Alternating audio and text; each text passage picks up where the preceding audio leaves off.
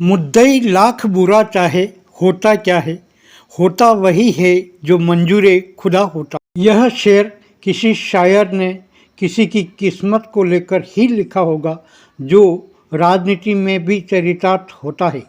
लगता है ये शेर आरएलपी के संयोजक हनुमान बेनीवाल और भाजपा प्रदेश अध्यक्ष सीपी जोशी पर भी सटीक लगता है। बताते हैं पूरा वाकया।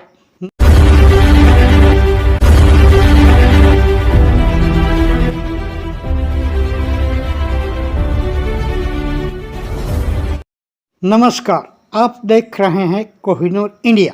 दर्शकों, साल 2021 में वल्लभनगर विधानसभा उपचुनाव में भाजपा से बगावत करके आरएलपी के चुनाव चिन्ह पर चुनाव लड़ने वाले उदयलाल डांगी के इस चुनाव में वापस भाजपा में आने के बाद यह कयास लग रहे थे कि मेवाड़ में आरएलपी की जड़ें सूख गई है, क्योंकि उदयपुर की मावली और चित्तौड़गढ़ की कपासन सीट पर आरएलपी के उम्मीदवार मैदान में हैं, जिनको भाजपा के प्रदेश अध्यक्ष सीपी जोशी गंभीरता से नहीं ले रहे थे।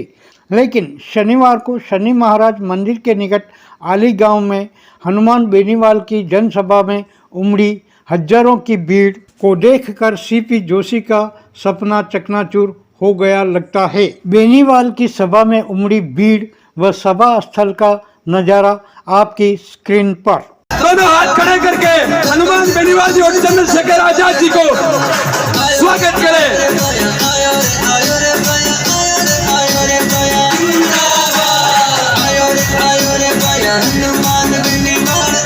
दोनों हाथ अपने खड़े रखे, दोनों हाथ खड़े रखे।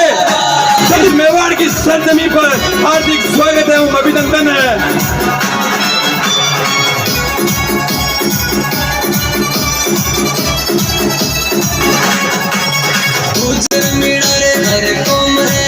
हनुमान बेनीवाल जी और चंद्रशेखर जी आजाद, आप दोनों का मेवाड़ की सरजमी पर हार्दिक स्वागत है, अभिनंदन है।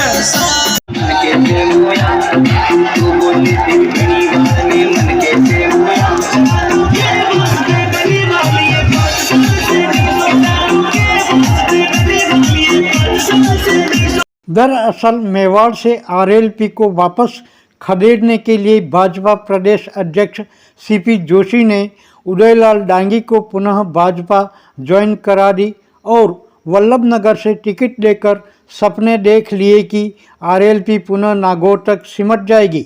अगर यह बात गलत है तो सुन लीजिए, वल्लभनगर से टिकट के दावेदार रहे और सीपी जोशी के करीबी हिम्मत सिंह झाला के ये बोल जो उन्होंने मंच से कहे हैं। शीर्ष नेतृत्व ने और मेरे राजनीतिक गुरु सीपी जोशी साहब ने, उन्होंने बोला आरएलपी नाम की एक पार्टी मेवाड़ में खड़ी हो रही है, अगर वो रुक जाए तो हम भारतीय जनता पार्टी की 15 सीटों पर अपना प्रभाव और अधिक डाल सकते हैं। उदयलाल जी अगर भारतीय जनता पार्टी में शामिल हो जाते हैं पुनः, तो हम मेवाड़ की 15 सीटों पर प्रभाव डालेंगे। मैंने 1 सेकंड नहीं लगाया, आदरणीय उदयलाल जी को फोन लगाया, मैंने कहा राष्ट्रीय कार्यालय में आए और पार्टी ज्वाइन करें, टिकट दो इनको, ये फैसला लेने का काम किया। यानी इससे बीजेपी की राह आसान हो जाएगी, लेकिन ऐसा नहीं हुआ। दरअसल कपासन से आरएलपी के टिकट पर चुनाव लड़ रहे आनंदी राम खटीक के समर्थन में शनिवार को आली गांव में हुई हनुमान बेनीवाल की जनसभा में हजारों लोग उमड़े, जो बेनीवाल के आने तक मैदान में डटे रहे, जबकि बेनीवाल सभा के निर्धारित समय 3 बजे से करीब 2.5 घंटे देरी से 5:30 बजे मंच पर पहुंचे थे। लेकिन लोगों ने वापस लौटने के बजाय उनका एक तक इंतज़ार किया और बेनीवाल के संबोधन के बाद ही वहां से हटे। इस नज़ारे के बाद अब आप थोड़ा हनुमान बेनीवाल को भी सुन लीजिए।